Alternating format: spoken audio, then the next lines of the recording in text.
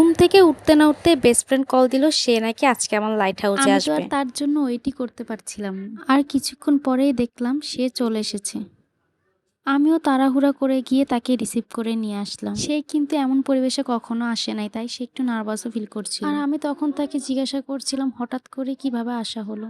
সে আমাকে বলছিল সে আমাকে দেখতে আসছে। তার একটু পরে সে আমাকে বলল তার হাজবেন্ড তাকে এখন ঈদের শপিং করে দেয় নাই, তাই সে ঝগড়া করে চলে এসেছে। আমি আবার তাকে বলছিলাম আচ্ছা ঠিক আছে তুমি থাকো এখানে, তোমার যতদিন মন চায়। গল্প করতে করতে প্রায় ইফতারের সময় হয়ে গেছে, তাই আমরা দুজনে মিলে আজকে ইফতার রেডি করলাম। যেহেতু আজকে ফ্রেন্ড আসছে তাই তার জন্য অনেকগুলো ইফতার আইটেম রেডি করলাম।